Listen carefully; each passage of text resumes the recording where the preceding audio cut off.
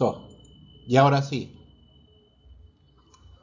Bueno, buenas noches con todos, amigos y compañeros. Hoy día vamos a trabajar el tema del arte, pero desde el paradigma triádico en el arte, otra manera de ver o apreciar el arte. Los tres cerebros con que funciona el ser humano. El ser humano funciona con tres cerebros. Como veremos enseguida, tradicionalmente se hablaba de los dos hemisferios cerebrales con las funciones estrictamente separadas, ¿no? Pero la neurociencia nos ha hecho caer en cuenta de que el cerebro tiene tres maneras de funcionar, que nosotros le llamamos los tres cerebros. En realidad somos energía y funcionamos con tres maneras de actuar nuestro cerebro. Todo partió desde el famoso Big Bang. Toda la energía existente se concentró en un pequeño punto y fue tal la concentración que explosionó y empezó a expandirse. Después de esa primera gran explosión, muchos cuerpos en el universo fueron separándose de ese punto de origen de la explosión y fueron abriéndose.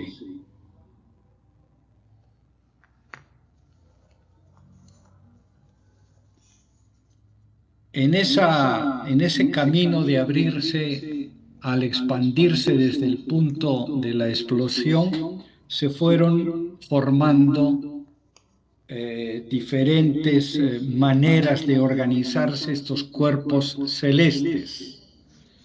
Y entonces aparecieron las estrellas y alrededor de cada estrella una multitud de planetas.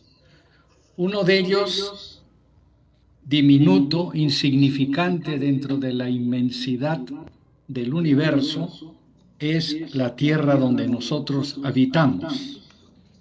Esa Tierra fue uno de los fragmentos que expulsó la explosión inicial y este planeta empezó a dar vueltas alrededor de una estrella, el Sol. Nuestro planeta al principio era incandescente, después se fue enfriando, apareció la atmósfera, el agua y finalmente, después de millones de años, quedó conformado el globo terrestre con los continentes. Continentes que al principio había una Pangea, que era una sola, pero después se fue desmembrando y formando los continentes tal como los vemos hoy día. En este diminuto planeta del universo, que nosotros llamamos Tierra, nuestra casa común, nuestro hogar, se produjo una tremenda evolución que llevó millones de años, desde las amebas iniciales que fueron los primeros elementos con vida que aparecieron en el agua del planeta y que fueron evolucionando a lo largo, repito, de millones de años. Esta evolución produjo animales primero en el agua, algunos animales del agua empezaron a salir del agua y convirtiendo sus agallas en pulmones, sus aletas en patas, y aparecieron animales rastreros primero y después aparecieron los cuadrúpedos, los dinosaurios que después también desaparecieron por un cataclismo que hubo, y todas las etapas de glaciación y de sequía, etcétera. Total, al final, después de estos millones de años de evolución, apareció el simio. Y este simio, después de toda esta evolución larguísima y lenta de millones de años, donde los animales se iban transformando, finalmente apareció el simio. Y este simio fue también evolucionando, fue parándose. Y hubo un momento de inflexión, que es el momento en que el simio logró separar el dedo pulgar, el dedo gordo, separarlo de los otros cuatro, lo cual le permitía a este animal tomar troncos, piedras y hacer una serie de operaciones que antes no podía. Eso permitió que su cerebro también fuera transformándose, y allí apareció la presencia del cerebro, que finalmente, después del Neandertal y todos nuestros antepasados, llegó al ser humano, al Homo sapiens, tal como hoy día lo conocemos. Se supone que la evolución debe continuar, no sé a dónde iremos a parar, pero ahora estamos en ese momento del Homo sapiens. Este Homo sapiens tiene dos hemisferios cerebrales, según Sperry. Este científico es de principios del siglo pasado, que logró determinar que los dos hemisferios cerebrales tenían funciones muy claras y diferenciadas. El cerebro izquierdo, o el lóbulo izquierdo, y el lóbulo derecho. Y hay una especie de equivalencia entre las funciones que cumple cada uno de los dos hemisferios. El izquierdo es verbal numérico, mientras que el derecho es no verbal o preverbal. Analítico, lógico el izquierdo, intuitivo y sintético el derecho. Descomponedor izquierdo, derecho, reintegrador holístico. Racional, quizá esa es la característica más importante y globalizante de ese hemisferio, racional, abstracto, mientras que el cerebro o el hemisferio derecho es emocional, sensorial, sensitivo. Uy, perdón. Quería sacar, ahora sí. El izquierdo es cronológico, le interesa mucho ver la hora y el paso del tiempo, mientras que el derecho es espacial, es artístico, no tiene un horario. Alerta y vigilante el izquierdo, espontáneo y relajado el derecho, articulador el izquierdo, de libre asociación el derecho, es crítico e investigador izquierdo, afectivo y amoroso el derecho, visual lineal, sonoro no lineal. Muy bien, eso fue un gran avance para la ciencia. Sperry y otros científicos, psicólogos, etcétera, de esa época llegaron a estas conclusiones. Sin embargo, tenemos después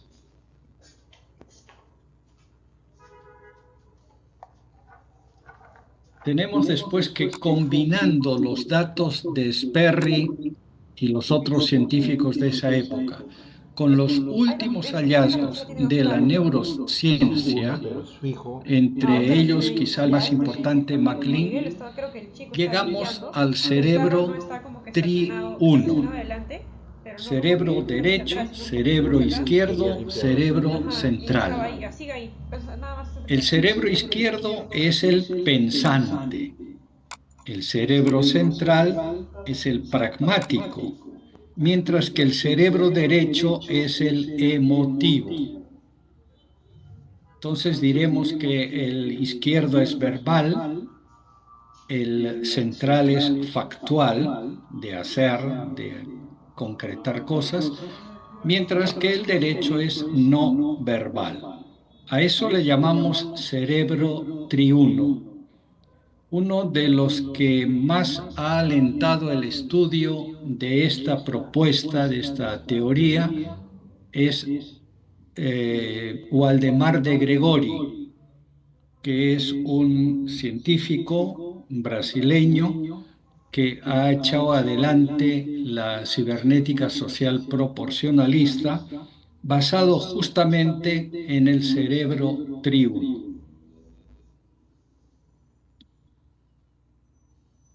Aquí vemos un poco una esquematización de lo que venimos diciendo. El cerebro izquierdo es el lógico.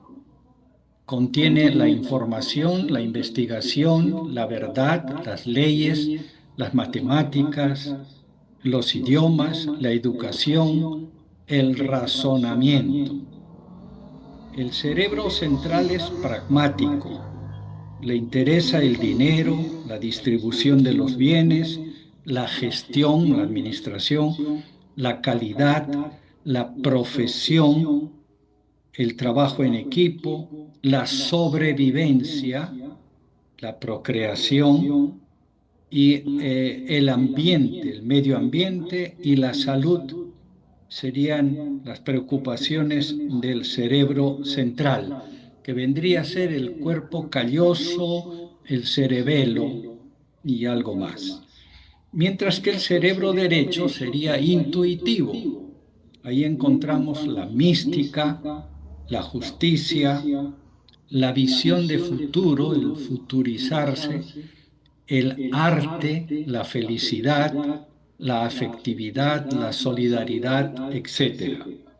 Y hoy día lo que nos interesa dentro de este planteamiento del cerebro triuno, lo que nos interesa hoy día es ver el arte, cómo funciona el cerebro frente a las manifestaciones del arte.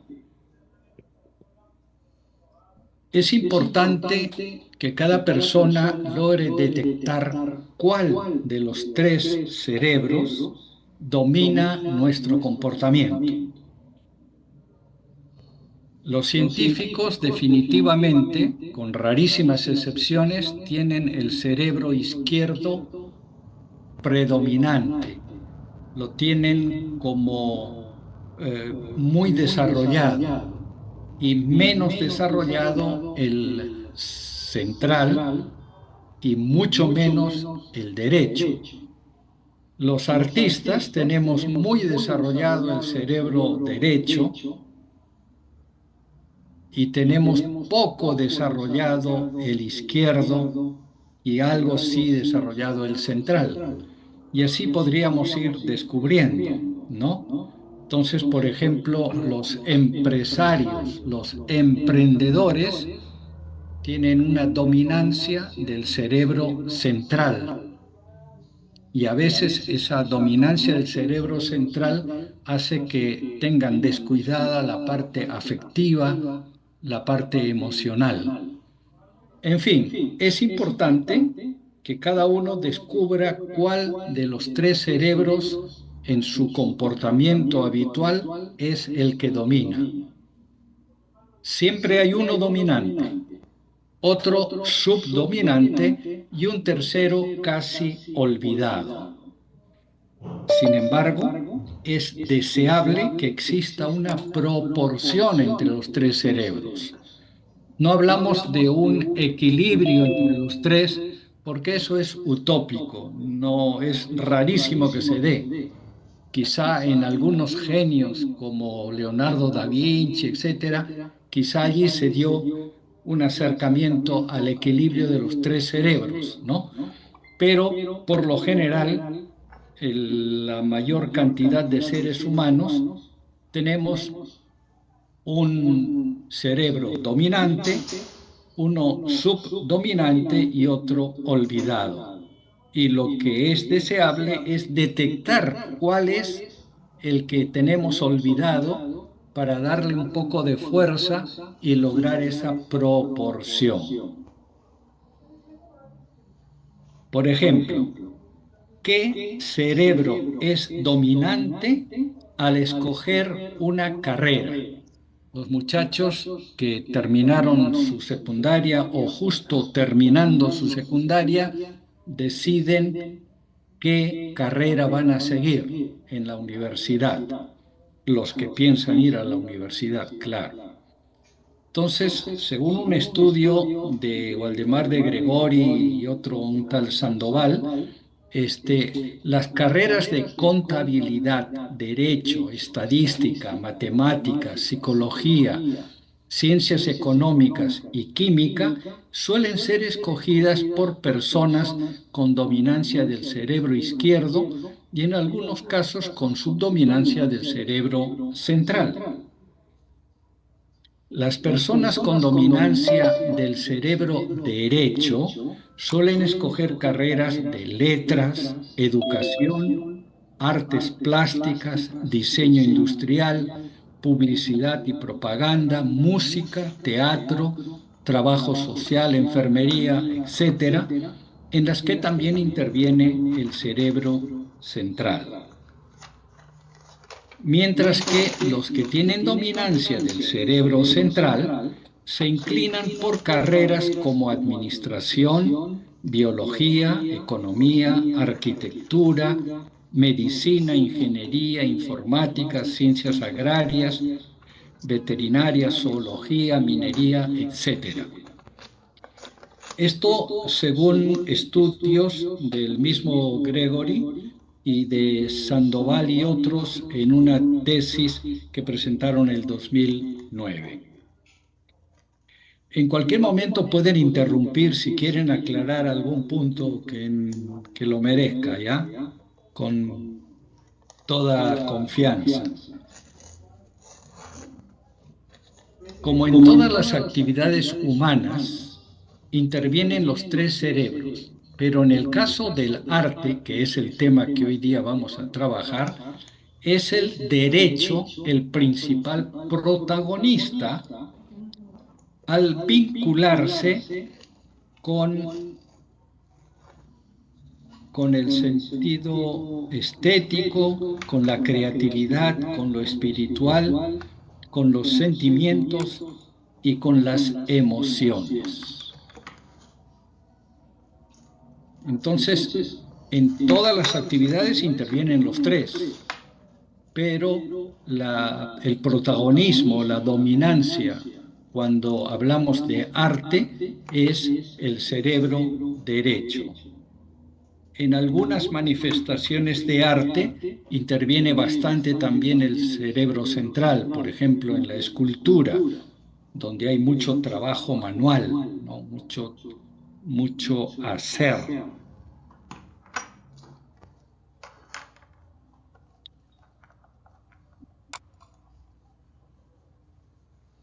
Waldemar de Gregori plantea un ciclo cibernético de transformación en el arte.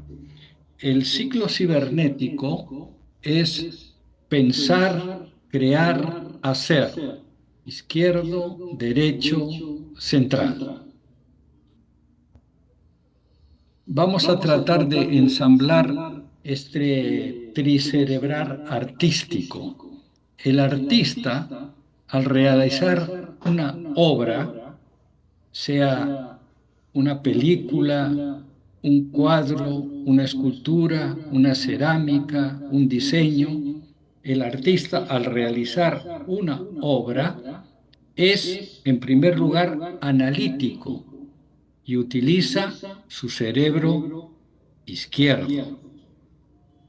Es creativo y utiliza el cerebro derecho y es práctico, utiliza el cerebro central. Analítico porque utiliza el pensar. plantea cómo va a ser su obra, su escultura, su pintura, su cerámica o su obra teatral o su danza. Primero lo piensa, lo diseña, lo dibuja, lo esquematiza, después lo crea, o sea, ya pone en práctica todas esas ideas y les va dando forma y finalmente lo plasma en el hacer. Pensar, crear, hacer sería este círculo dinámico de los tres cerebros cuando hablamos de un artista, de una persona dedicada al arte.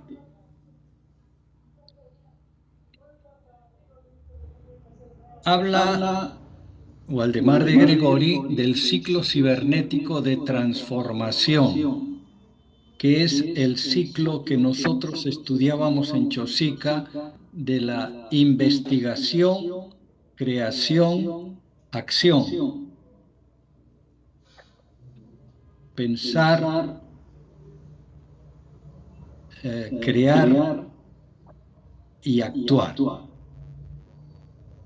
Este ciclo tiene tres etapas. En la primera etapa se plantea cuál es el tema, cuál es el proyecto,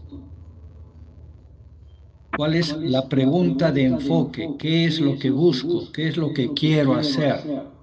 Supongamos que quiero hacer una investigación sobre qué tema, cuál sería el proyecto y cuál es el enfoque. El segundo momento sería la colecta de datos.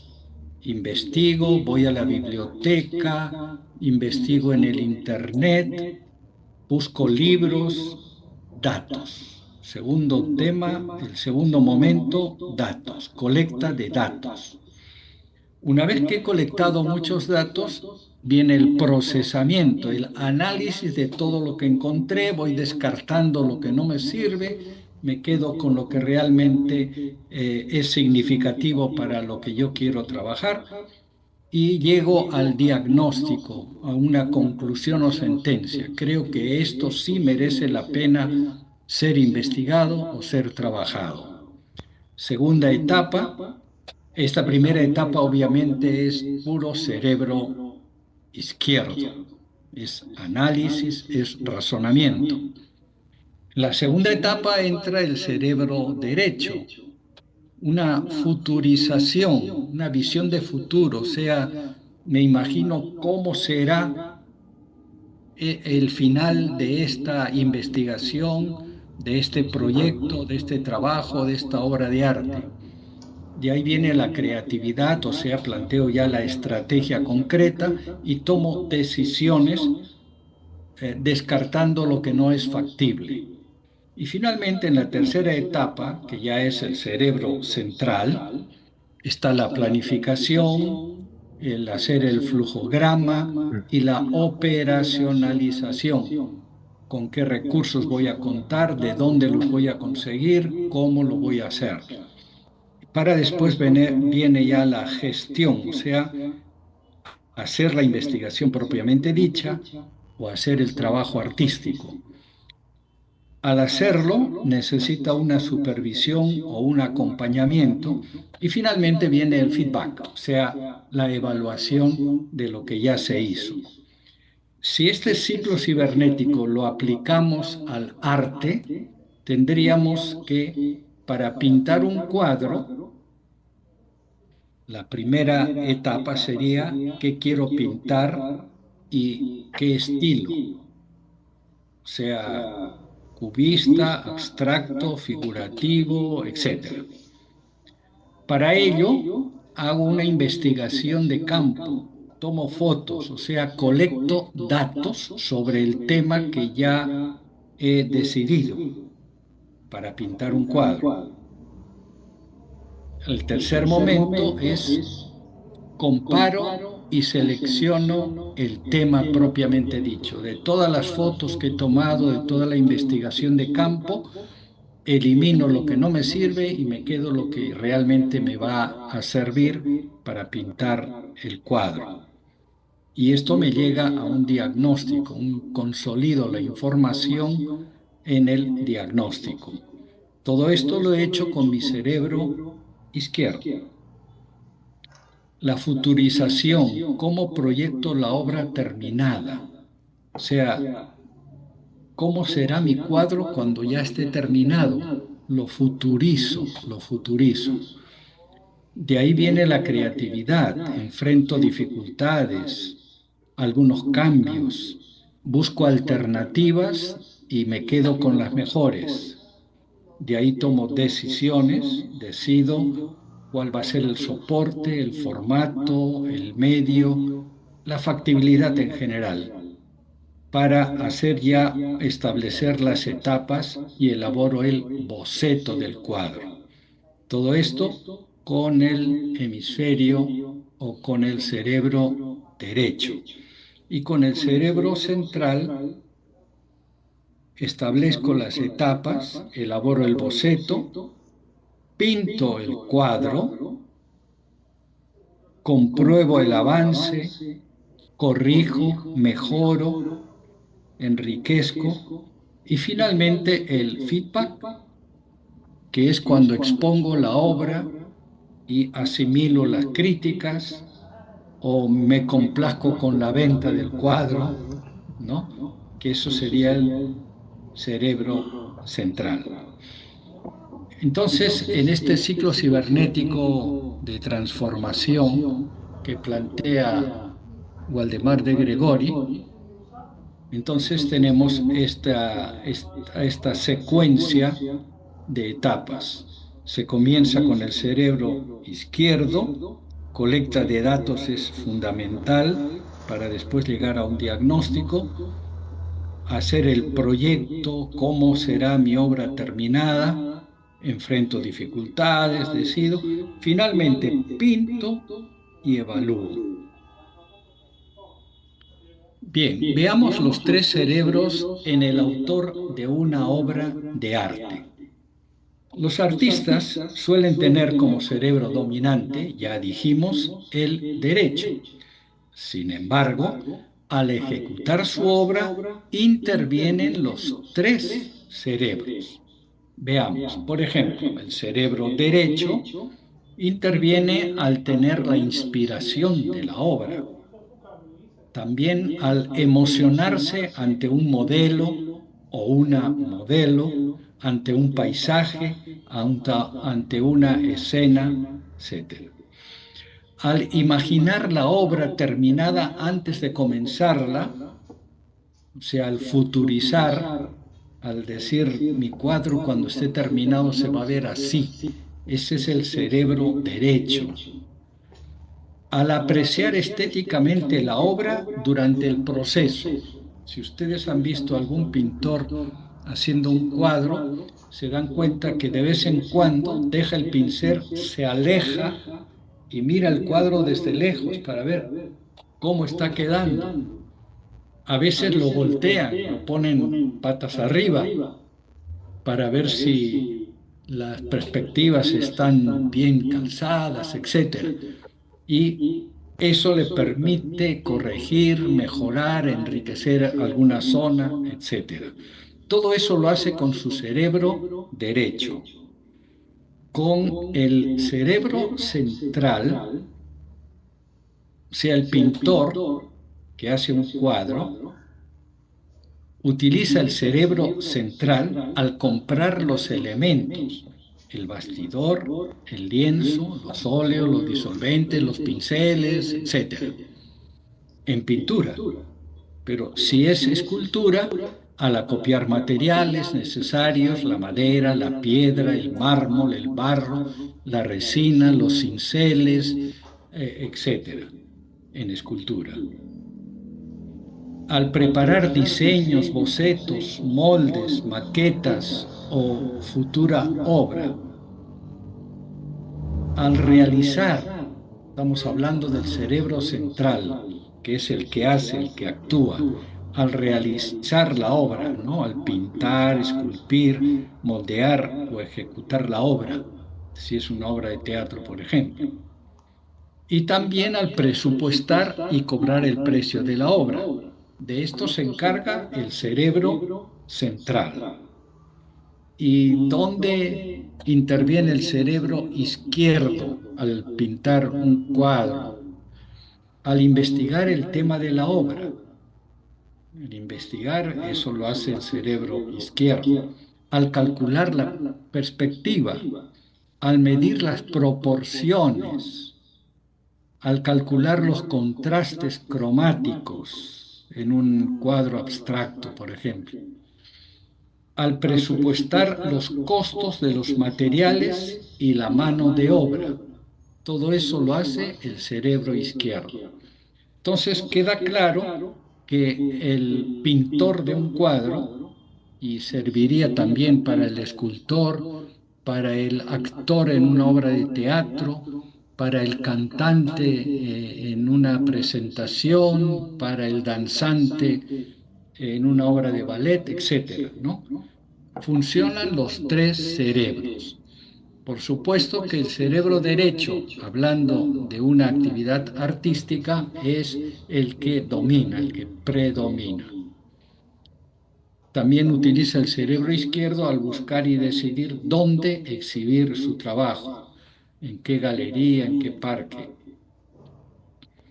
Bien, ahora vamos a ver criterios para quien contempla arte. O sea, vemos un cuadro, visitamos a un amigo, tiene en su sala un enorme cuadro.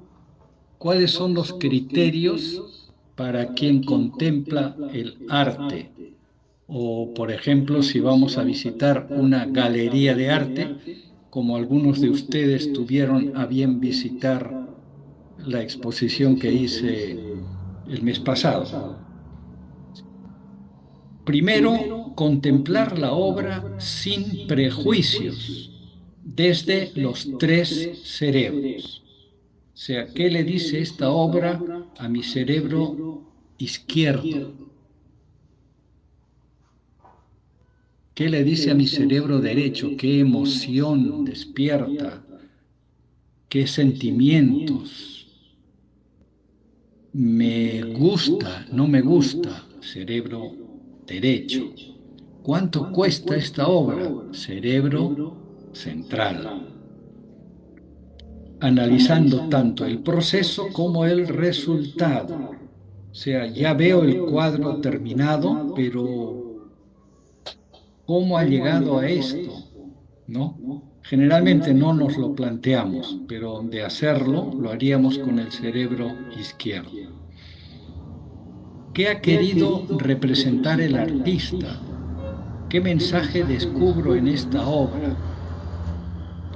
Yo recuerdo que en una oportunidad, en una exposición que hice en el peruano japonés de San Felipe, de la residencial San Felipe, un psicólogo, una psicóloga mejor dicho, que visitó mis cuadros, mi exposición, me dijo, desde el punto de vista psicológico, tus cuadros invitan a la tranquilidad, a la serenidad. Me sorprendí, pero después analizando parece que algo de razón tenía, porque en un momento de tanta agitación y tanta violencia, mis cuadros, sin yo habérmelo propuesto, estaban dando un mensaje de serenidad y tranquilidad. Si no entiendo el cuadro, ¿qué impresión me causa a mí este cuadro, esta obra? ¿Qué impresión? ¿Una impresión de rechazo porque no lo entiendo? ¿Una impresión de intriga? ¿Qué querrá decir? ¿Qué representa? O de repente una emoción, ¿no? ¿Qué tal combinación de colores? ¿Qué contrastes tan interesantes? En fin. ¿Qué sentimiento o emoción quiere despertar en mí el autor de esta obra? O sea, si vamos a una exposición o a un museo y vemos un cuadro que no lo entendemos, bueno, pues hay otras cosas que podemos preguntarnos para tratar de gozar la contemplación de esa obra de arte. Criterios para quien contempla arte, ¿no? Frente a una obra de arte, por ejemplo, que no entiendo, no buscar la figura, sino tratar de descubrir otros valores. Por ejemplo, la gama y la variedad cromática, con mi cerebro derecho. ¿A qué estilo pertenece? Abstracto, surrealista, naif, retro, cubismo, puntillismo, expresionismo, cerebro izquierdo. Estoy analizando. Los contrastes entre las partes o elementos. ¿Qué contrastes hay, no?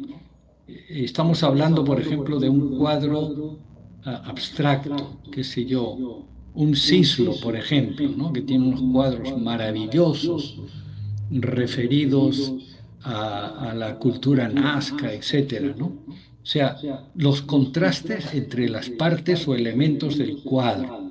Esto lo analizo con mi cerebro derecho. El equilibrio de los componentes del cuadro. Ahí hay el derecho y algo del izquierdo. La distribución de los elementos dentro de la obra, cómo ha distribuido las manchas, los colores, los contrastes. El oficio del artista, el trabajo que ha costado llegar a esa obra terminada, ¿no? Eso lo analizo con mi cerebro central. ¿Qué le dice esta obra a mis tres cerebros? Al derecho, al izquierdo y al central. ¿Cuánto cuesta? Central. ¿Qué contrastes tiene? ¿Qué le dice esto a mi razonamiento? El izquierdo. ¿Y qué emoción despierta en mí? El derecho. Seguimos con criterios para quien contempla el arte. ¿Qué texturas observamos? Algunos cuadros tienen volumen. Uno se acerca y ve que tienen, hay algo que sobresale del lienzo, ¿no? Que es cantidad de materia, de óleo o de acrílico. ¿Qué uso hace de la línea, el punto, el color, el material? Cerebro izquierdo, estoy analizando. ¿Qué descubrimos en cuanto al plano, la geometría, la composición? Cerebro izquierdo. La libertad en el uso de elementos. Si este artista se ha dado licencia para hacerlo de esta manera, de esta otra, ¿qué elementos? Se nota la espontaneidad, la intuición, utiliza elementos geométricos y formales, etcétera. Muy bien, pasando a otro punto. ¿Por qué visitar una galería de arte? Cosa que a veces no hacemos con frecuencia. Bueno, yo personalmente sí, porque allí yo me alimento de mucha inspiración. Pero por lo general la gente no es que esté buscando a ver qué galería hay para ir a gozar del arte, ¿no? Entonces, ¿por qué visitar una galería de arte? Primero, para activar y fortalecer mi cerebro derecho, que es el cerebro que goza, disfruta el arte, las manifestaciones de arte. Para incrementar mi bagaje cultural. Entonces, visitando galerías de arte, estoy aprendiendo cuáles son las nuevas propuestas que hay, etcétera, ¿no? Estoy aumentando mi bagaje cultural, pregunto qué tipo de arte es, qué estilo, si es abstracto, cubista, realista, figurativo, para conocer cuáles son las tendencias actuales en arte. Antiguamente los cuadros todos eran figurativos, más más antiguo eran religiosos, ¿no? Después ya fue entrando la temática, digamos, profana o no religiosa, y actualmente hay de todo, pues, ¿no? Pero ¿cuáles son las tendencias actuales en arte? ¿Qué es lo que está predominando? A veces hay un arte que le llaman arte gestual, otro que le llaman impresionismo, los impresionistas con sus tendencias chillonas, llamativas. También visitar una galería de arte para cultivar mi capacidad de análisis y comparación de estilos. ¿Qué estilo me cae mejor a mí? ¿Qué estilo me resulta más agradable, más aceptable y cuál le tengo cierta resistencia? Para conocer los costos actuales de las obras de arte. Hay una grandísima ignorancia con respecto a cuánto cuesta una obra de arte, sobre todo si es una obra muy buena, porque esa puede tener después una revaloración. Para eventualmente visitar una galería, para eventualmente conversar con el autor de las obras y preguntarle sobre detalles, ¿no? De dónde se ha inspirado, por qué lo ha hecho así, qué representa, qué quiere decirnos con su obra, etcétera. Para, según las posibilidades, adquirir una obra de arte, si está en la disponibilidad de mi bolsillo, claro.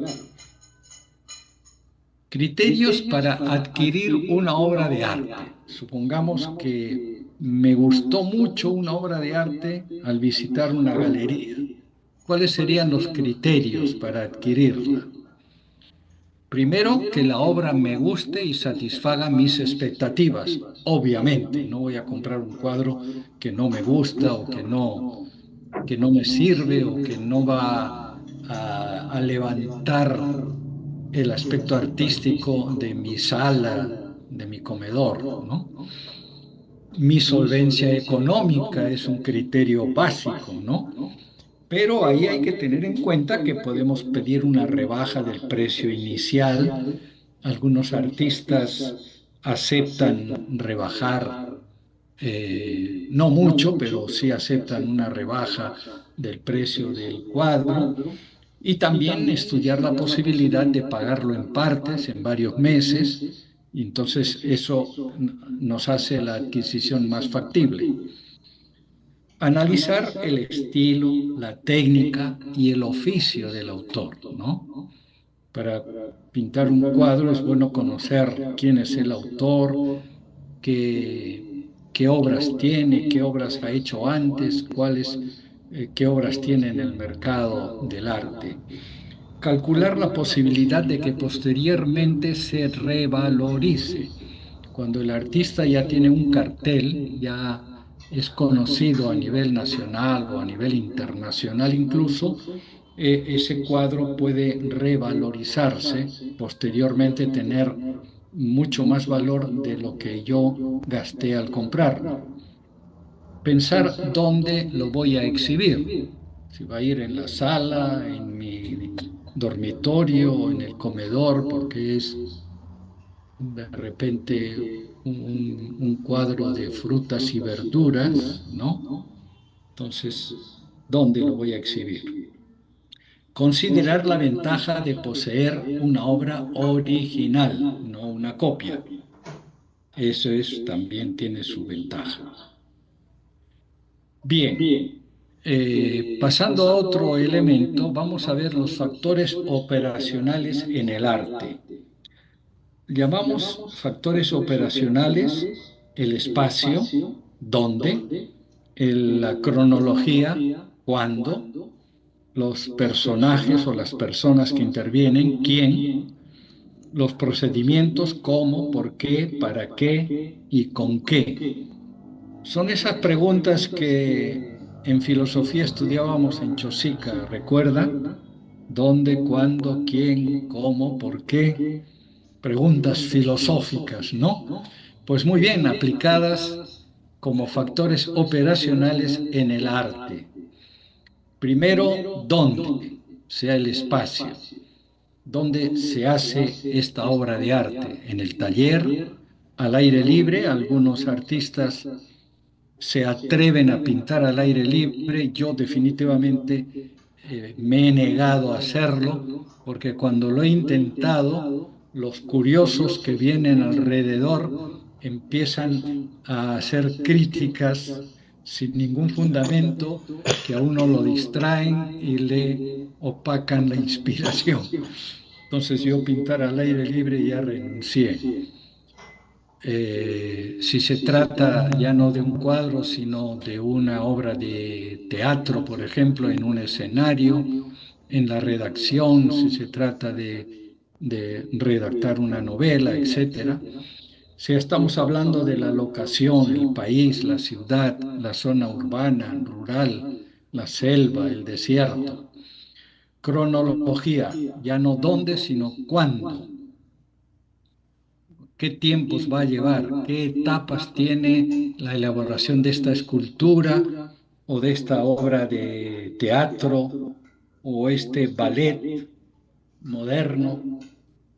O sea, ¿cuál es el cronograma? Porque todo tiene un inicio, una duración del proceso y una culminación.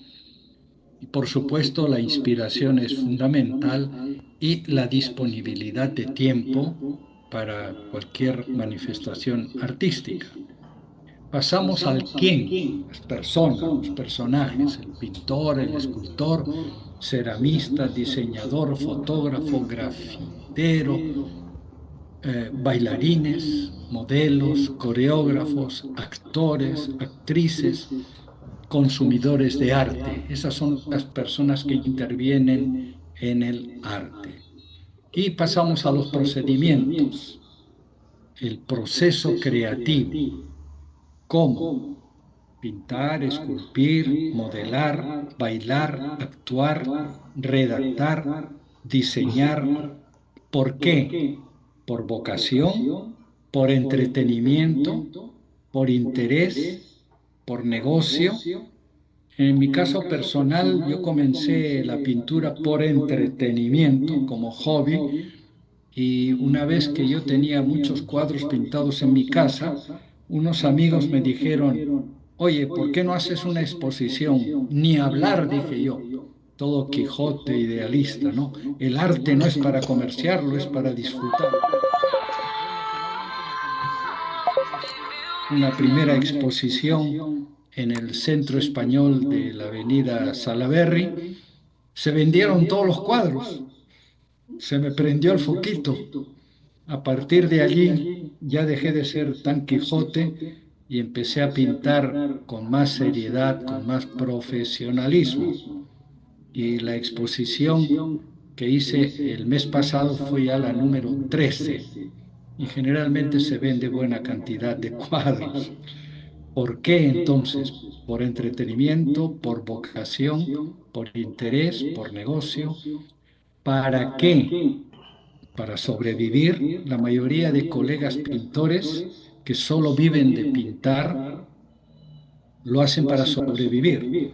Lo que pasa es que tienen el cerebro derecho tan agigantado que cuando logran vender un cuadro en la noche se lo toman con sus amigos en plena chupeta, se lo gastan todo en licor y vuelven al taller para volver a pintar, pero sin plata.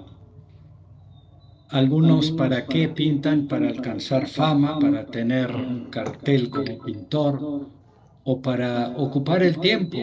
Hay personas que pintan solamente como pasatiempo, como hobby. ¿Con qué materiales? Óleo, acuarela, témpera, acrílico, lápiz, tintas, tizas, cincel, pluma, instrumentos musicales, lienzo, madera, mármol, granito, arcilla, disfraces, máscaras para el teatro, material de reciclaje, utilizar el cuerpo como material para la danza, por ejemplo. Muy bien, a esto le llamamos factores operacionales. ¿Dónde, cuándo, quién, cómo, por qué, para qué y con qué, ¿no? En el con qué hay que pensar también en el recurso económico, en la plata, ¿no? Bien, ahora quisiera explicarles un cuadro que expuse en mi última exposición en la Galería Martín Yepes, que algunos vieron, los que acudieron al día de la inauguración, ya escucharon la explicación de este cuadro. Este cuadro no es chiquito, tiene 2 metros de base por 1,5 metros de altura, y es un cuadro que yo le he denominado sincretismo andino, sincretismo andino. Y les explico por qué. Según la cosmovisión andina, los cerros de los Andes, sobre todo los nevados, el Alpamayo, el Huascarán, etcétera, son los apus protectores de los valles y las quebradas alrededor suyo. En este cuadro, por ejemplo, vemos que aquí hay un nevado, que hay otro nevado, que proyecta, ustedes ven cómo proyecta su protección, este también proyecta su protección, y justo se juntan, ¿dónde? Acá donde está la comunidad andina, con su iglesia colonial. Y ahí se produce el sincretismo. Las creencias antiguas de las culturas antes de la llegada de los europeos, ¿no? No se se equivoquen, mez- rojito. se mezcló con la religión, la religiosidad que trajeron de Europa, y se produjo un primer sincretismo. Algunos recordarán las anécdotas de que en Cusco, en tiempo de la colonia, cuando sacaban en procesión al Señor de los Temblores o a Santiago o a la Virgen Dolorosa, los indígenas, los nativos, sin que los padrecitos se dieran cuenta, ponían sus huacas, sus muertitos metidos dentro de las flores y adornos del anda, de tal manera que los padrecitos creían que adoraban a Santiago o al Cristo de los temblores, pero en realidad ellos estaban venerando sus propios muertos, sus propias sincretismo andino, que es el título de este cuadro.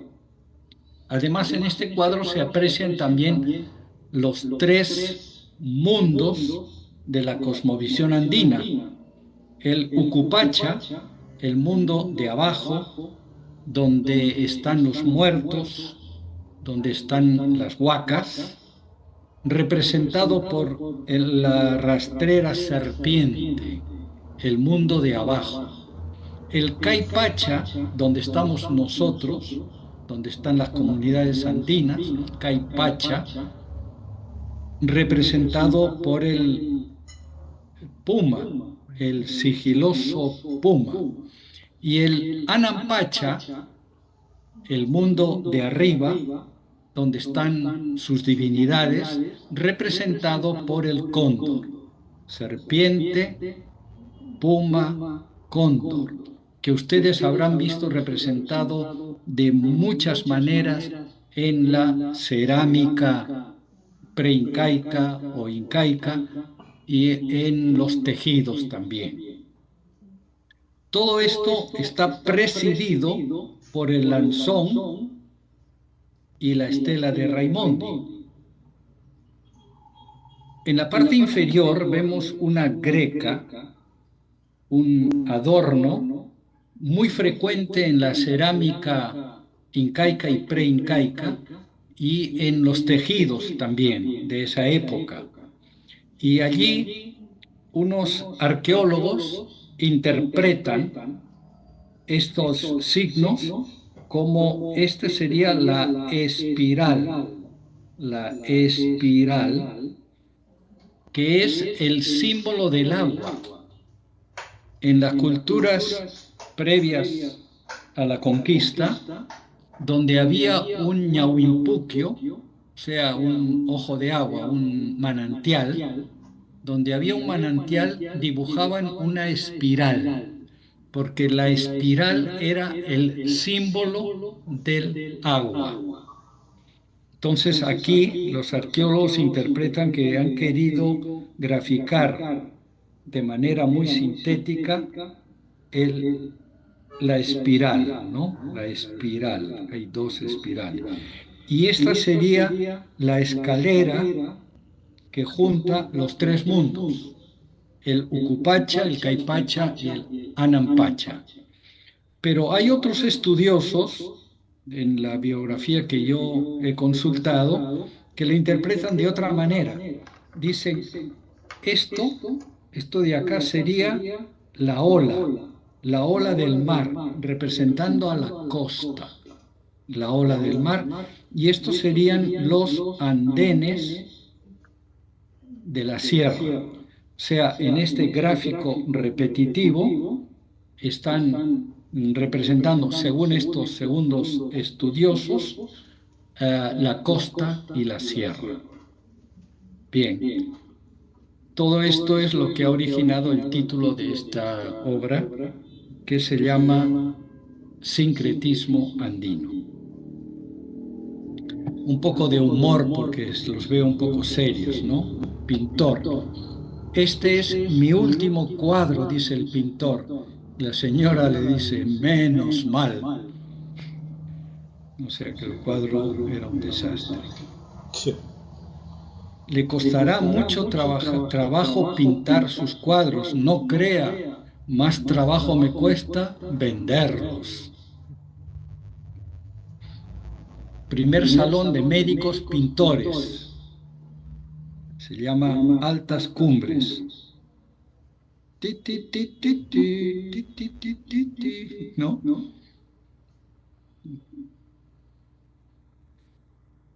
Vaya, un rinoceronte pintor. Vean, todos los cuadros tienen un factor común, que es el cuerno de su nariz. Los cornudos. No puedes deslizar tu dedo para ver la siguiente pintura. Este baboso ha puesto su dedo para que pase como en el celular. El siguiente cuadro le arruinó la obra al pintor. Agencia de modelos para pintores, ¿no? El Grito, Picasso, etcétera. Buena cacería, vamos a comer. Espera, voy a publicarlo en mi muro. Facebook prehistórico. Siento informarle que esta pintura que acaba de comprar es falsa. Ha comprado el famoso Grito y reproduce. Muy bien. Supongo que ya se han sonreído un poquito, por lo menos. A ver, un pequeño análisis. Las Meninas de Velázquez es un cuadro muy famoso. Y es muy famoso ¿por qué? Porque tiene una serie de características. Por ejemplo, el cuadro lo podemos dividir por la mitad y tenemos la parte superior oscura y la parte inferior luminosa. Primer análisis. El personaje central es la infanta Margarita. La infanta Margarita, rodeada por sus sirvientes, una enana y un niño que patea a un perro, ¿no? Niño que patea, esta es la enana, estos son sus amigas, sus sirvientas. A la izquierda aparece el propio Velázquez, acá está, con su cruz de Santiago en su uniforme, que se autorretrata pintando, pero no está pintando a la infanta Margarita, no, está pintando en un gran lienzo, en este lienzo que vemos por detrás, Está pintando a los reyes, Felipe IV y su esposa, que se ven reflejados en el espejo de la pared del frente. O sea, los reyes están a este lado de acá. Velasco los mira y los pinta en este cuadro y ellos se ven en el espejo que está al fondo. Esa es la genialidad de Velázquez. Velázquez nos ha hecho creer que aquí está pintando a los reyes que se ven en el espejo, pero en realidad lo que ha pintado es esta escena doméstica palaciega, ¿no? Incluso el personaje que está al fondo, que aparece tras la puerta abierta, subiendo o bajando la escalera, le confiere profundidad al cuadro y luminosidad a través de la mirada del que contempla el cuadro. O sea, la genialidad de este cuadro es que lo estaba pintando, pero en realidad nos hace creer que lo que está haciendo él es pintar a los reyes, cuando en realidad estaba pintando esta escena palaciega. Aquí tenemos el cerebro derecho, el haber estudiado poner la carga luminosa en la parte inferior del cuadro y dejar la parte superior donde se ven unos cuadros que inicia adivina qué son, oscuro. El cerebro derecho lo ha realizado de esta manera. El trabajo mismo, la pintura misma, es puro cerebro derecho. El cerebro central, el trabajo de Velázquez, ¿no? Y el cerebro izquierdo, los cálculos que ha hecho para engañar al que mire este cuadro, ¿no? Y aquí tenemos un poco la interpretación, la princesa Margarita, aquí doña Agustina Sarmiento, el propio Velázquez. José Nieto es el personaje que sube o baja las escaleras.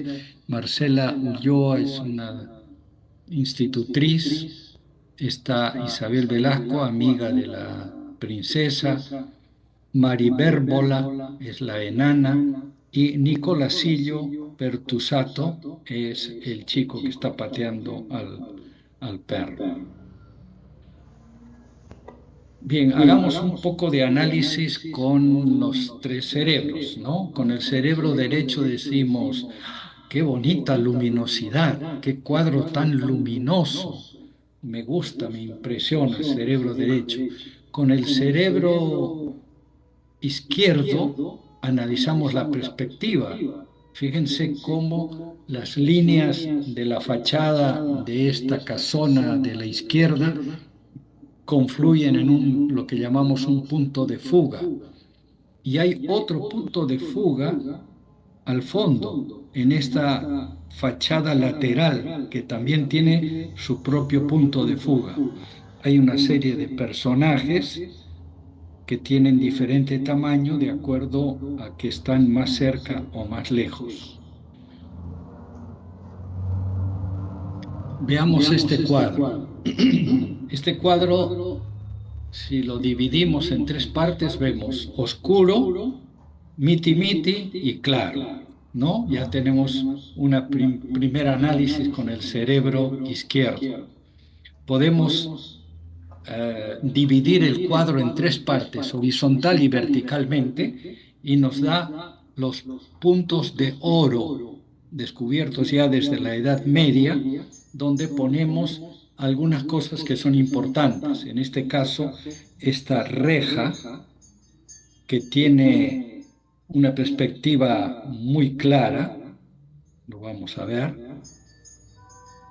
Esta reja es un elemento importante porque nos da la impresión de profundidad, igual que la perspectiva del camino, de la pista, ¿no? Fíjense este cuadro, qué bonito cuadro, ¿no? Aquí el protagonista es el color blanco del vestido de la niña. La niña está agachada mirando un sapo, una rana, Pero aquí lo que el artista nos ha querido impresionar es con el trabajo del color blanco, que es una maravilla. Hay un artista valenciano, Sorolla, que trabaja muy bien los colores blancos. Si pueden, investiguen un poco. Sorolla. En este cuadro distinguimos algo rápidamente.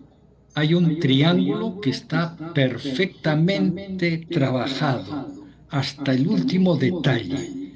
El resto del cuadro está trabajado un poco a la ligera, pero los ojos, la nariz y la boca están claros. ¿Por qué? Porque este pintor ha querido destacar estos tres elementos que le dan la personalidad al personaje. Mientras que la tela en la cabeza, los pelos, el vestido están hechos un poco a la ligera, porque lo que quería él es que centremos nuestra mirada en ese sector central. La famosa Gioconda de Leonardo da Vinci. Fíjense que tiene una estructura clarísima, es un triángulo. Triángulo es una figura que generalmente estable. Las mesas que tienen tres patas nunca cojean, ¿no? Bien, hay alguna cosa que puede ser interesante conocer sobre esta obra. Le hizo múltiples retoques durante 16 años. Han analizado con rayos X esta obra y han descubierto que detrás del paisaje que actualmente se ve hay otros paisajes que finalmente no le convencieron y los tapó con otros y otros. Hay hasta 4 capas de paisajes. Finalmente, este parece que le convenció y lo dejó. Es una obra cumbre del sfumato, que es que él introdujo, ¿ya? El sfumato es, pues, vean por ejemplo, la mejilla de la Gioconda pasa del oscuro al claro con un esfumato. Hay en distintas partes este esfumato, ¿no? Suponen que era una vecina, Lisa Gherardini, esposa de Francesco del Giocondo, por eso le llaman la Gioconda. Su fama es por la obra en sí, pero también por haber sido robada en el 1911 y encontrada de nuevo, y por las múltiples obras inspiradas en él, aparte de los misterios que rodea. Primer misterio, la mirada. Segundo misterio, la semisonrisa. Tercer misterio, ¿por qué no tiene cejas? Etcétera, etcétera, etcétera. Algunos dicen que la mujer está encinta, otros dicen que solamente está sentada. Hay un montón de misterios. Esta obra estaba en esta sala y era tal la afluencia para verla que decidieron dedicarle una sala especial solo para ese cuadro en el Louvre de París. Resulta que cuando estaba en esta sala, todo el mundo quería ver el cuadro que había sido robado y que era de Leonardo da Vinci, y todos los demás cuadros eran ignorados.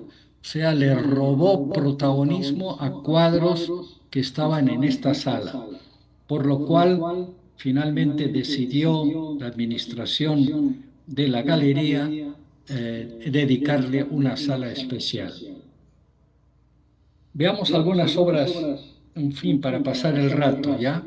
Salvador Dalí conmigo tiene varias coincidencias. Los dos nos llamamos Salvador.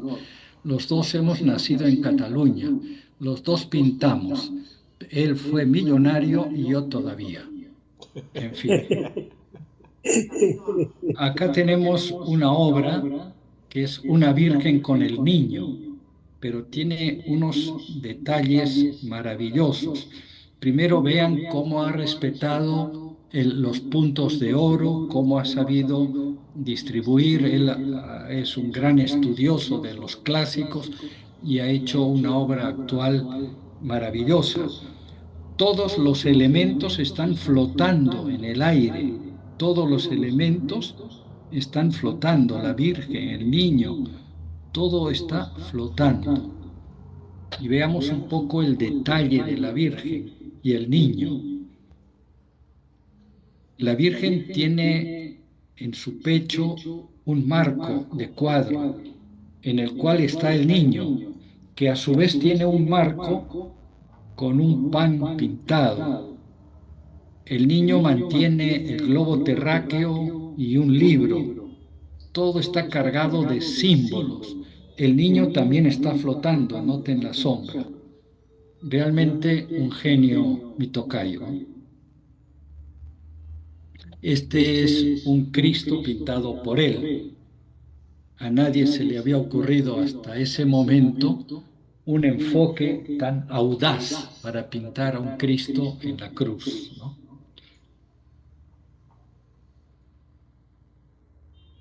Y bueno, el tiempo flexible, ¿no? Los relojes flexibles, las hormigas, un personaje raro y los relojes chorreándose. Nuevamente también distinguimos cómo ha sabido respetar esos puntos de encuentro de los llamados puntos de oro.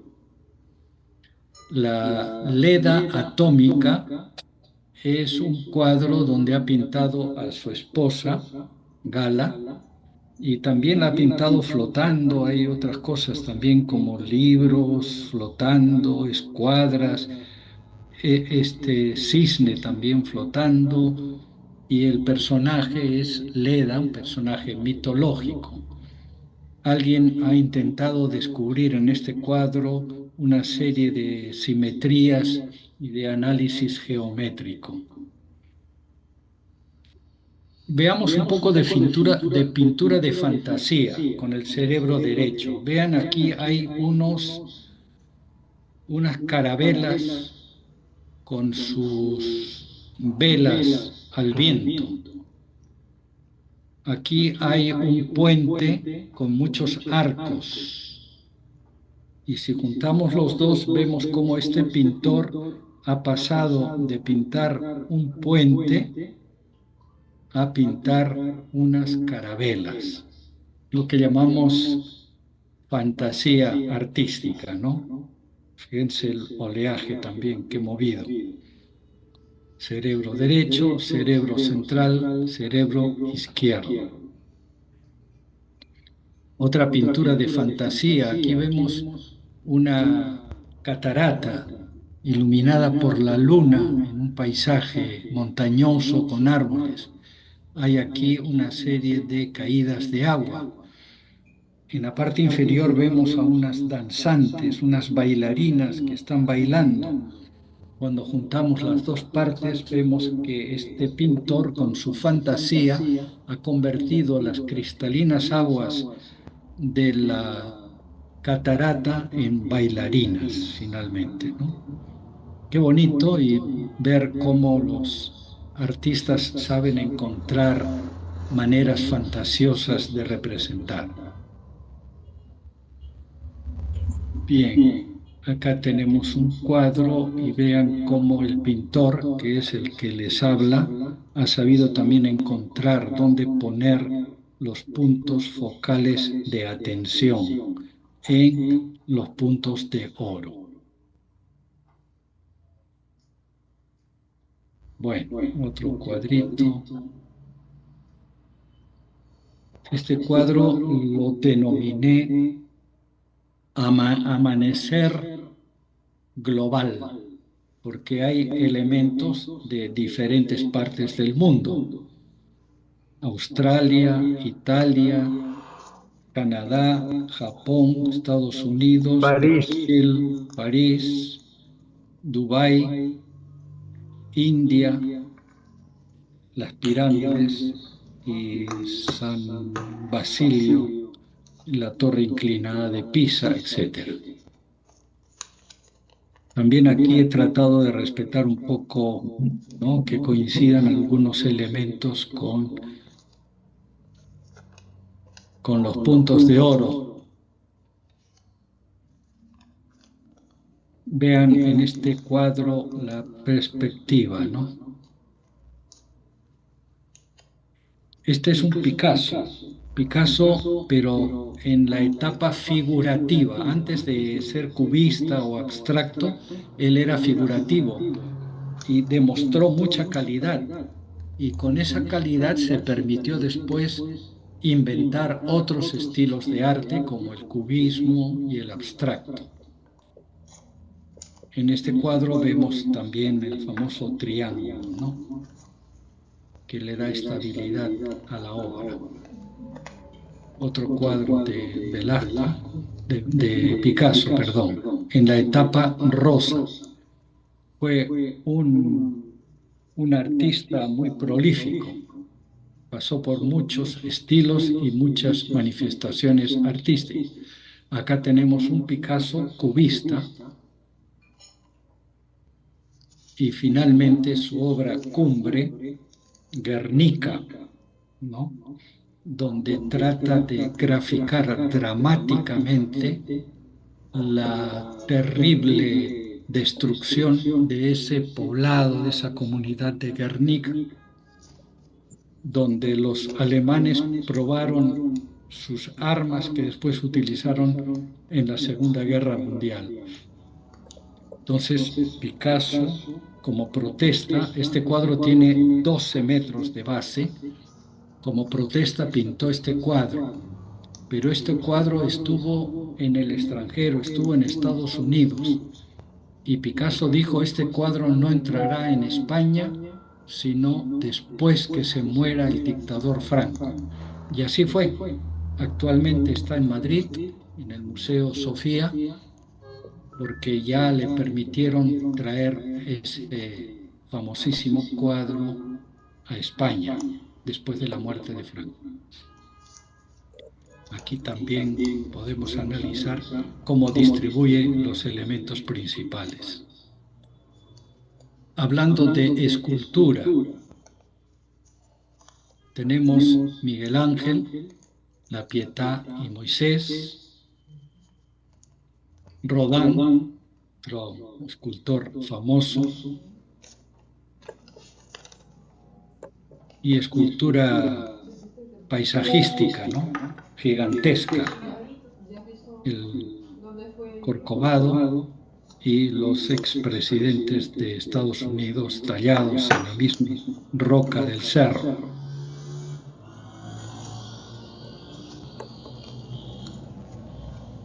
Escultura de arena, le llaman arte efímero, porque no va a durar mucho, pero hacen cosas maravillosas con arena,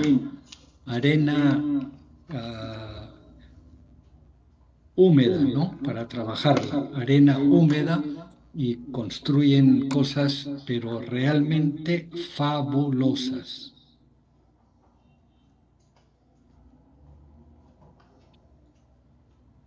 Esto es lo que se denomina arte efímero, porque después el viento, el agua ya se encarga de disolverlo. También hay arte efímero en hielo, en lugares donde el invierno permanece con muchos grados bajo cero. Se pueden hacer estas esculturas que duran todo el invierno, porque no llega a calentar. Durante la noche y el día están bajo cero, y hay esculturas fabulosas.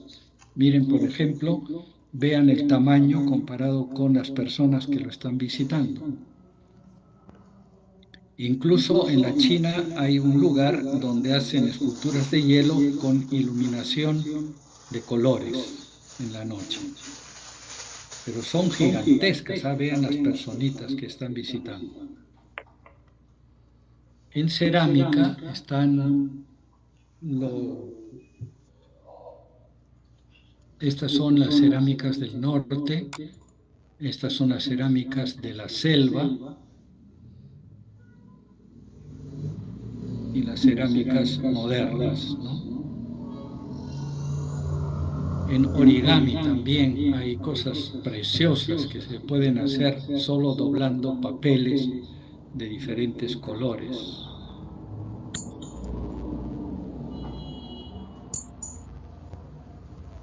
Y en tejidos, ¿no? Está el famoso telar de cintura tradicional, donde se hacen cosas fabulosas. Hemos heredado tejidos incaicos y preincaicos maravillosos.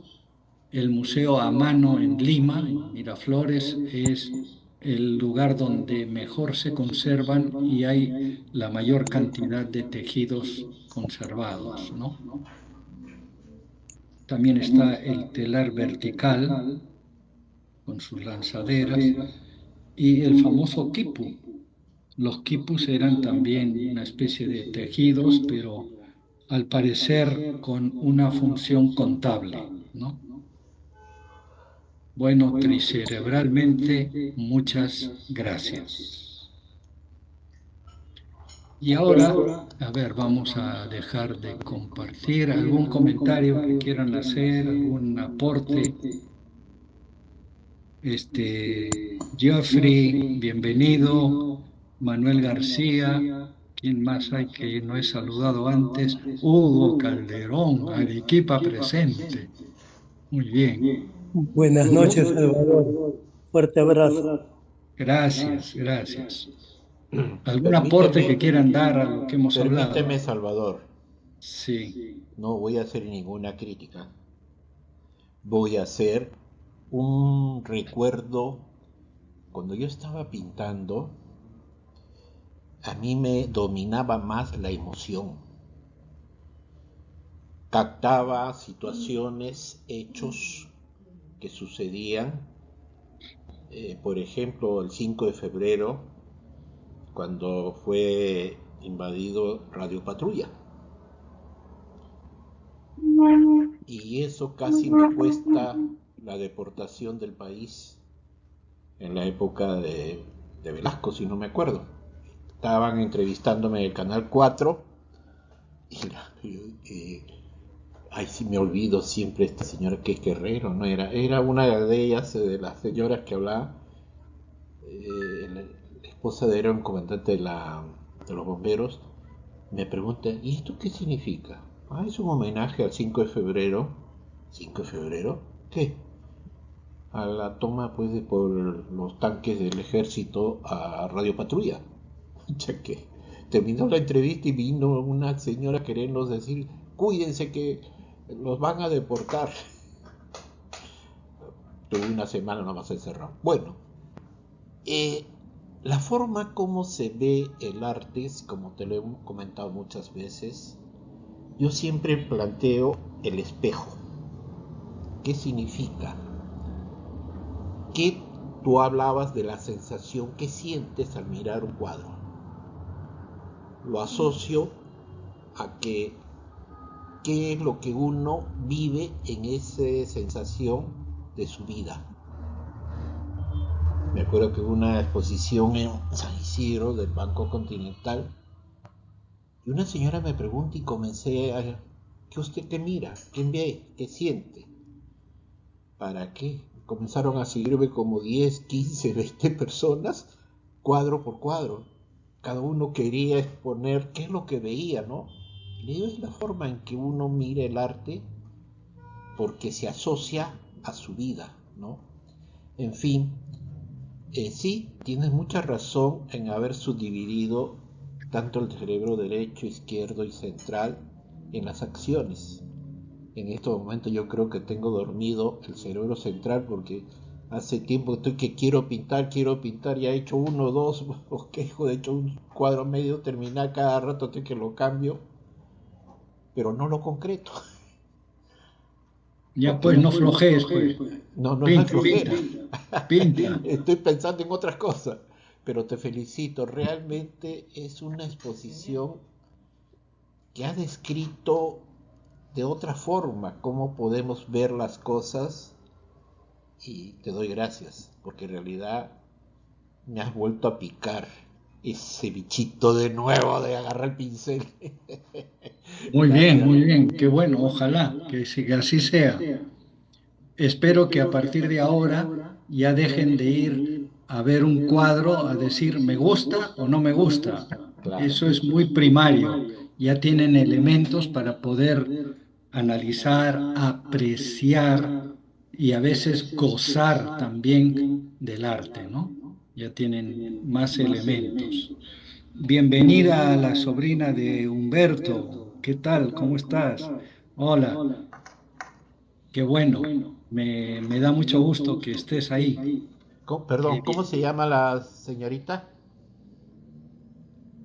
Hola a todos, ¿qué tal? Buenas noches. Me llamo Anaís. Anaí. Anaí, muy Ujú. bien. Es Ya. importante conocer tu nombre, después verás por qué. No, no, no voy a conquistar, Humberto, por si acaso, Cuidadito nomás, No, no, cuidadito no, no. nomás. Ay, Bien, hermano. vamos a pasar a otro tema. Yo quisiera en este momento conversar con ustedes un poco, quizá prematuramente, pero nunca es tarde, sobre nuestro encuentro del 8 de diciembre.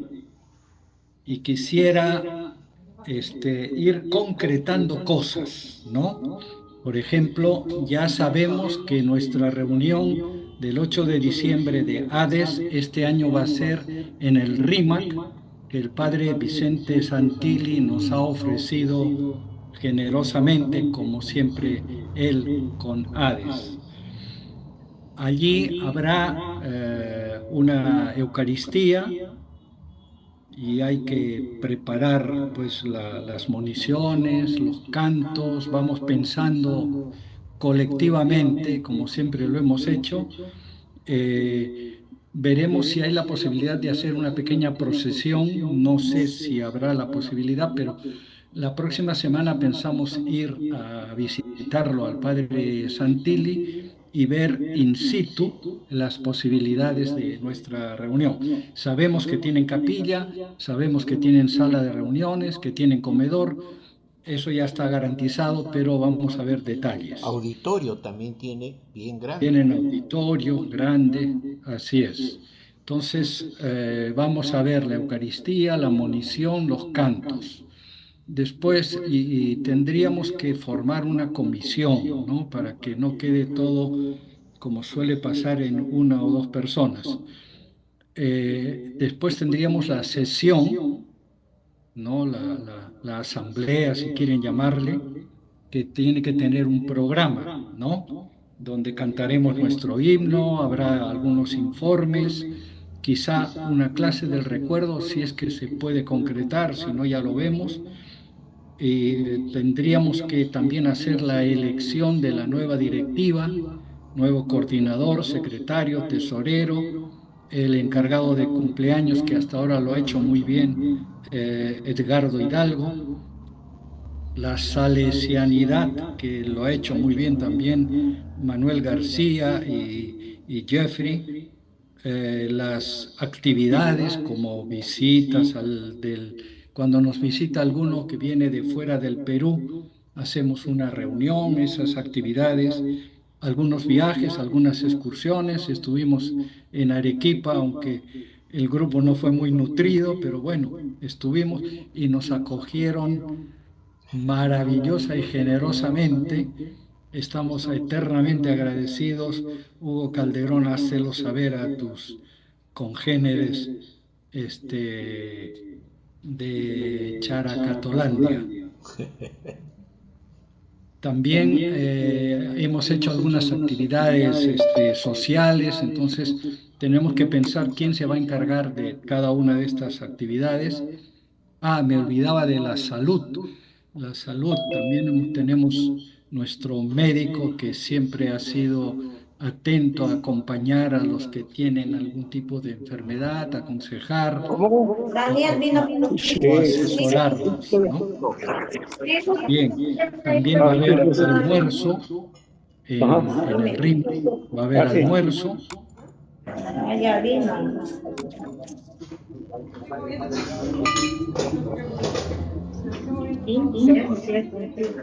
¿Cómo pasa el tiempo, no? Salvador, tienes el micro apagado.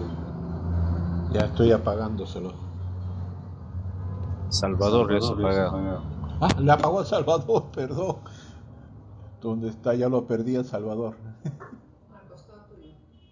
Ya fue Carlito. Espérate, no lo encuentro, Salvador. Creo que lo he sacado. Ah, acá está. Ah, no, ese no es Jeffrey. Ya lo activé de nuevo. Bueno, no sé en qué momento dejaron de escucharme, pero decía que va a haber almuerzo y el tradicional sorteo, para el cual voy adelantándome a pedirles que lleven algún obsequio que pueda ser sorteado. Como todos los años hemos hecho un sorteo bastante abundante, muchos salen con algún recuerdo.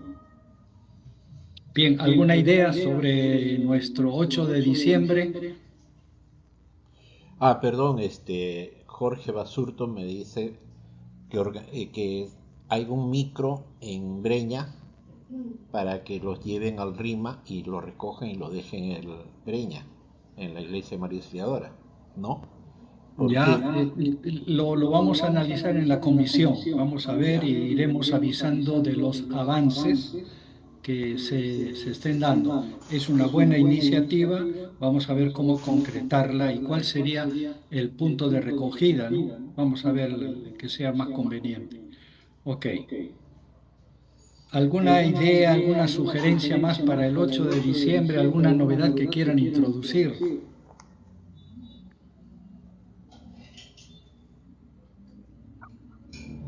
Me ¿Alguna promoción que esté celebrando bodas de oro, bodas de diamante, 60, 65, no, Creo 70, que ¿no? la promoción de Oscar y Napo están cumpliendo, creo que 65 años. Ajá, entonces ustedes de cajón son parte de la comisión, entonces. Voy a comprometer a Ramón Calderón. Oh, muy bien, excelente. Voy Sí, a hablar con él a ver si es que... hay que rescatar a los hermanos Calderón. Sí, Ya uno de ellos, Salvador. Américo, estuvo en una reunión ya. Sí te escucho, Napo. Sí, de nuestra promoción también es Adolfo Díaz Salas. Claro que está aquí, aunque no lo vemos, pero está. Y Sí, está. Adolfo exacto, por Díaz. eso lo decía. Muy bien. Entonces ya tenemos 3 involucrados, más Ramón, que lo va a motivar Oscar. Ya tenemos una comisión con... Salvador, ¿podríamos hacer un homenaje a nuestros compañeros que ya están en el jardín? Siempre lo hacemos, sobre todo a la hora de la misa, se lee un poco la lista de los que ya nos precedieron. Quizá en la actuación, la comisión va a estudiar la posibilidad de hacer lo que tú dices. Muy bien. Algo más con respecto al 8 de diciembre, por favor, todos pónganse en modo 8 de diciembre y vayan pensando cualquier iniciativa, cualquier aporte será muy bienvenido y vamos armando la comisión de la que Salvador, formarán parte de cajón los que celebran 65 años. sí. Si me permites, Salvador, ¿Sí? una Sí, palabrita. Jeffrey. Cosas de la vida, ¿no? Las vueltas que da el mundo. El año pasado, acá entre nos, me despedí de mi promoción de Breña. Nos reunimos como todos los años, siempre tengo un espacio para ellos. Este año ya no pude reunirme con ellos, y sí me tenía propuesto poder asistir con Hades, que no siempre es tan fácil. Y resulta que va a ser en el RIMAC. Y como ustedes saben o pueden saber, el noviciado, a mí me tocó hacerlo en el RIMAC. O sea, terminé la promoción 7-1 y el 7-2, a raíz del golpe de Estado que dio Hugo Banzer en Bolivia, lo que debió ser el noviciado en Cochabamba se canceló, se suspendió primero, se canceló definitivamente y se trasladó el noviciado a Lima, el RIMAC. Y en el RIMAC, bueno, se imaginan ustedes ese periodo de noviciado, la intensidad que llevaba y la experiencia en el antiguo local, el local original a donde llegaron los salesianos. El local a donde nosotros vamos a ir ahora es un local que, no voy a hacer toda la historia, pero fue adquirido durante la época en que estuve yo los pocos meses de noviciado, por el padre Cheliga, ahí estaba el padre Edwards, y ¿para qué más? Yo lo dejo como anécdota para después. Digo, probablemente también es mi forma de cerrar el ciclo de la vida salesiana y del mundo de los exalumnos, justamente donde cerró mi ciclo de vida en congregación. Y entonces digo, el padre Santilli, que siempre nos ha acogido tan generosamente, y no solamente acoger, sino acompañar, estar al pendiente, de repente no sea el único que nos haga la fiesta, sino que debemos tener en cuenta que 8 de diciembre en el RIMAC, nosotros vamos a ser unos invitados de lujo, aves raras, en medio de lo que es la gran fiesta del RIMAC. Los chicos del oratorio y la fiesta grande de Don Bosco. Don Bosco a nivel nacional se celebra en el Perú, en el RIMAC. El templo donde probablemente hagamos la misa, porque es el único con capacidad, es el Templo Votivo Nacional a Don Bosco, que fue levantado por el padre Cosme Robredo, historia aparte, ¿no?, que falleció luego ahí en el RIMAC. En el RIMAC estaba el padre Colombi, hay toda una historia que contar. Y digo, porque los que estén ahora, aparte del padre Santilli, para nosotros van a ser todos caras nuevas. Probablemente llegue el padre inspector para la misa de la tarde, probablemente llegue el obispo de Lima para la misa de la tarde, probablemente estén los chicos de la primera comunión en la misa de la mañana.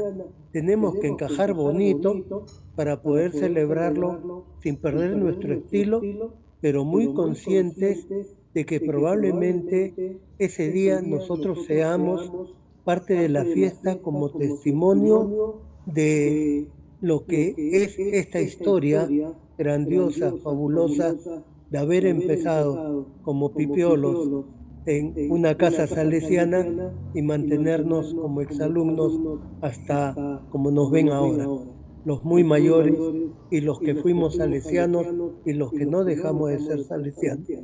Tiene una característica muy, muy interesante que nos ofrece la providencia celebrar este año en el RIMAC. Y de repente, si tuviéramos un poco de suerte, poder invitar de los que ya están guardados en la inspectoría, el padre Corante, o quién sabe, algún otro concelebrante que todavía puede celebrar para acompañar al padre Santilli. Digo, una idea, pero sobre todo prepararnos bien porque ese día va a ser nuestro día, pero va a ser día para muchos chiquillos que tendrán que guardar en su memoria el vernos pasar como como algo que les va a quedar de recuerdo para todo su futuro. ¿Qué cosas somos los exalumnos después de tantos años de haber vivido la vida sin olvidarnos de Don Bosco? Ok, No me extiendo más. Gracias. gracias. Gracias, Salvador, qué perdón. bueno tener en cuenta todos estos detalles. Salvador, perdón. Manuel García está pidiendo la palabra.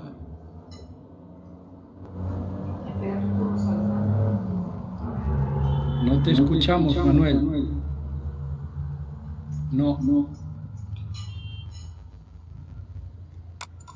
No te escuchamos, Manuel. Micrófono apagado. Manuel, pon tu fono. Estás con el fono apagado, Manuel.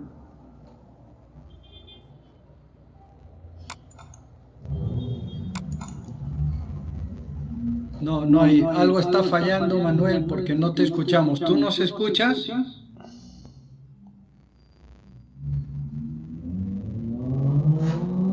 Manuel, quizá pongas algún mensaje escrito, Está porque su no te micrófono, escuchamos. perdón, el micrófono de Manuel García ya está activado. No, pero no se escucha, pues. El problema es eso, ¿qué problema debe tener su micrófono? Ya, Manuel, un favor, resume tu intervención por escrito y lo leemos en el chat del Zoom. el chat, pues, del Zoom. Del Zoom. Salvador, habría que invitar a los sacerdotes que ya no son de la congregación, pero son nuestras promociones, para que celebren también ese día.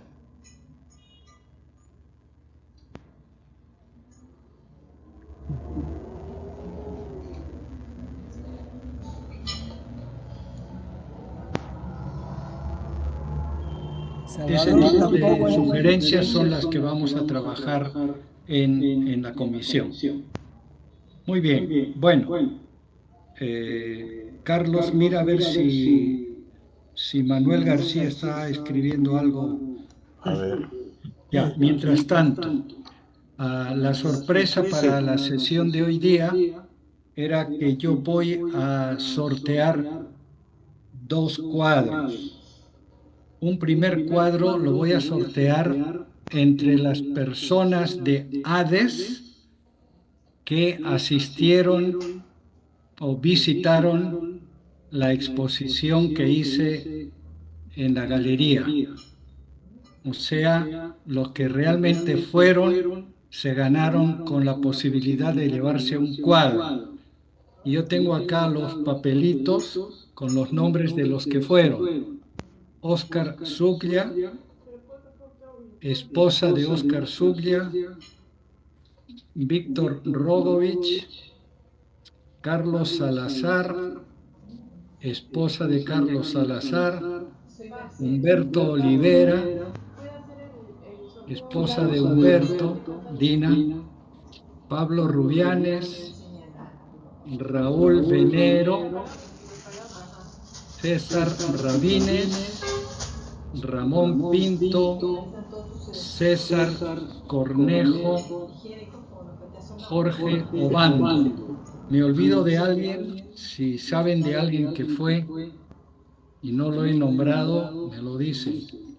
Voy a doblar los papelitos y los voy a poner en esta caja. Ahí falta Víctor Rogovich.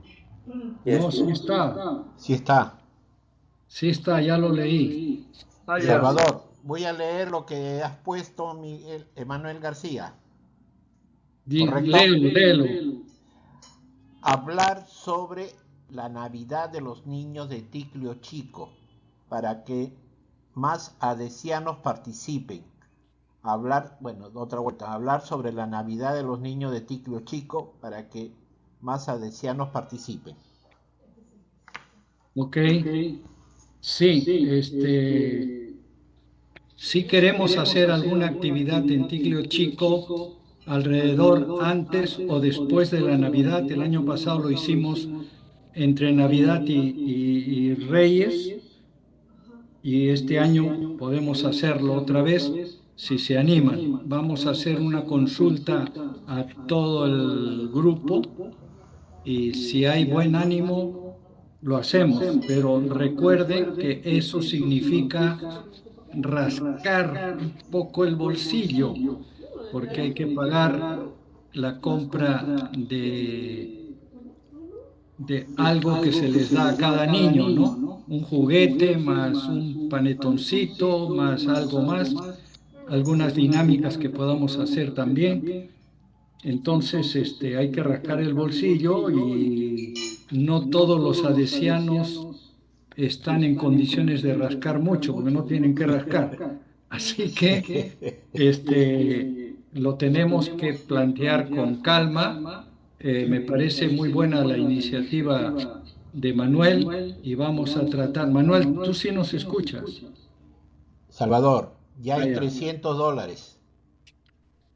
¿Así? Manuel García tiene 250 que han apoyado y, ¿cómo se llama? Zúñiga, ¿no? El que está también en Estados Unidos. José Zúñiga. José Zúñiga está poniendo $50. Ah, qué Ya bien. hay $300 que hablaron ellos. Para los juguetes y el lonchecito que le damos a cada niño. Sí. Muy bien, entonces adelante con esa iniciativa, porque también hay que pagar el transporte, hay que pagar todo. Bueno, Perdón. acá están todos los papeles de los que visitaron. Después voy a sortear otro entre todos los que hoy día están conectados. Salvador, O sea, va a haber perdón. dos sorteos. El Perdón, primero, Salvador. sí, Perdón, también tenemos que dar la noticia que Pepe Segarra, el que siempre nos apoyó en Magdalena, ¿no? Como está de director del centro de allá en Arequipa, está ofreciendo ¿cómo se llama? Las cocinas que se llevó a Ticlio a 200 soles, que están fabricando los alumnos de ahí. También hay esa propuesta y ver cómo podemos ayudar. ya quizá podamos juntar las dos cosas, la celebración navideña y la entrega de algunas cocinas. Todo dependerá del fondo que logremos juntar. Están todos cordialmente invitados a participar económicamente. Bien, acá están todos los papeles, ¿ya? Entonces, no voy a decir una mano virgen, pero sí una mano experta. Una mano experta va a sacar un papel, el que salga, y ese se va. Primero voy a enseñar el Mano cuadro. virgen. Primero voy a enseñar el cuadro.